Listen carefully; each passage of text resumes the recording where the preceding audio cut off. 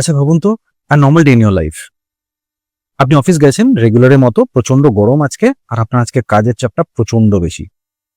আপনি সারাদিন কাজ করছেন, আর আজকে চাপটা এত বেশি যে আপনি জানেন না আপনি লাঞ্চ কখন করার সময় পাবেন। এমন সময় আপনার হোয়াটসঅ্যাপে একখানা পিং ঢোকে, আর আপনি ভাবেন যে কোনো একটা অফিসিয়াল গ্রুপে কেউ একজন মেসেজ করেছে, আর আপনি বদার্ড হন না অতটা। এমন সময় আপনার চোখটা পড়ে আপনার ফোনের স্ক্রিনে,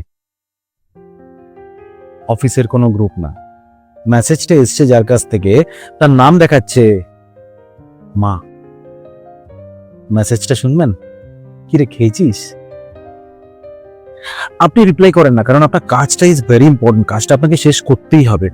মা তো থাকবেই, মা কোথায় যাচ্ছে? আবার আরেকটা সিনারিও টু ইমাজিন করুন, আপনার মায়ের জন্মদিন আপনি ভুলে গেছেন।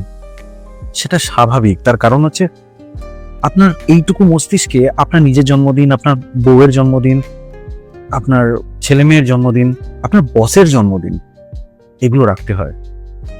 মায়ের জন্মদিন ইজ নট দ্যাট ইম্পর্টেন্ট, কারণ মা তো থাকবেই, মা কোথায় যাচ্ছে? এখানেই কিন্তু আমরা ভুল করে ফেলছি। ওই হোয়াটসঅ্যাপের মেসেজটার রিপ্লাই আমি ইমিডিয়েটলি এই জন্য দিচ্ছি না, কারণ I have taken up for granted, মা তো থাকবেই। আবার জন্মদিনটা আমি এই জন্য ভুলে গেছি, তার কারণ মায়ের জন্মদিন হবে, ঠিক আছে, ওকে, বাকিগুলো তো দরকার আছে, এটা একটু কম দরকার হলেও হবে। আজ এই পৃথিবীর বুকে আপনার যত কটা রিলেশনশিপ আছে, যেগুলোকে আপনি প্রাধান্য দেন, প্রায়োরিটাইজ করেন, সেগুলো কিন্তু সব হয়েছে ওই একটা মানুষের জন্য, মা।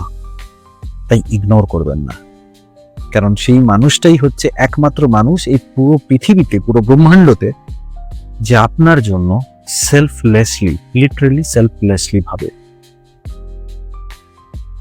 তাই প্রতিটা মেসেজের রিপ্লাই দিন, আর এই মাদার্স ডেতে কিছু একটা সারপ্রাইজ দিন। Happy mother's day to all the beautiful mother's in this world.